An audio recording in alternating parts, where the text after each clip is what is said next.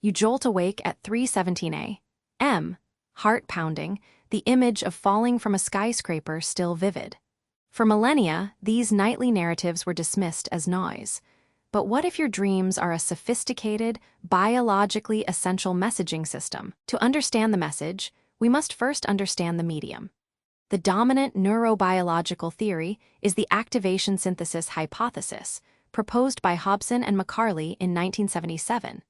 This model suggests dreams are the brain's attempt to make sense of random neural signals from the brainstem during REM sleep. The forebrain, our seat of higher cognition, receives these chaotic signals and synthesizes a narrative, weaving a story from random electrical impulses. But subsequent research challenges this view.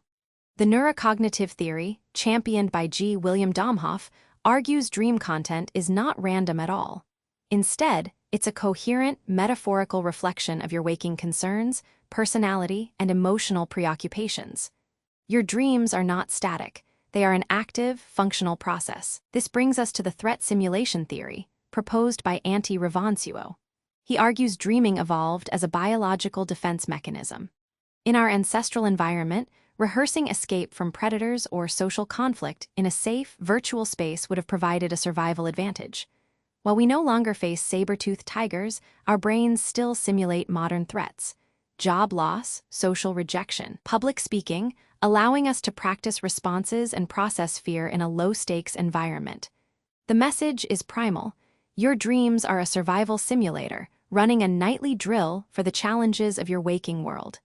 They are not just stories. They are rehearsals for life's most pressing dangers. Perhaps the most well-supported function of dreaming is its role in emotional regulation and memory consolidation.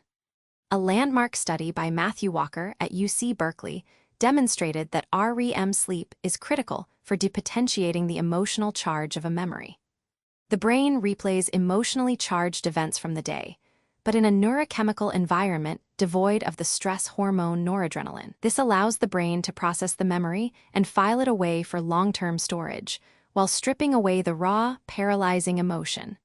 As Walker puts it, sleep is the only time we get to process our emotions in a safe space.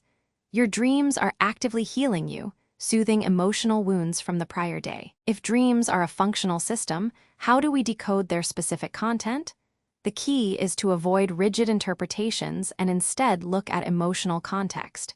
Take the dream of being chased, arguably the most universal anxiety dream. The threat simulation theory provides a clear explanation. It simulates a threat.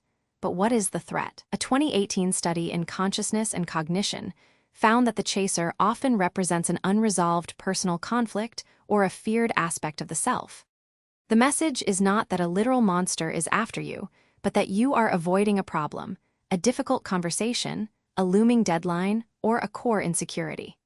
The dream is a pressure gauge, signaling that something in your waking life needs attention. Other common dreams carry similar weight.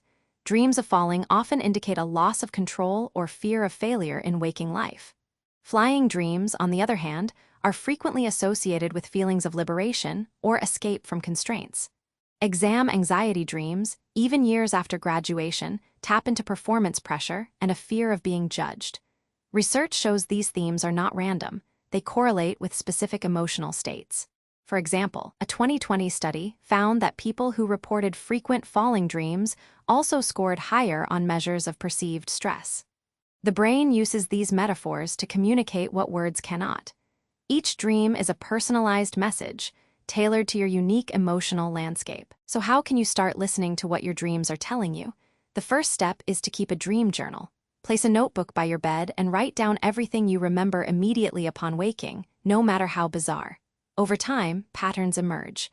Look for recurring themes, emotions, or characters. Ask yourself, what was the dominant feeling in the dream? How does that relate to my waking life? The goal is not to find a universal symbol dictionary, but to uncover personal associations.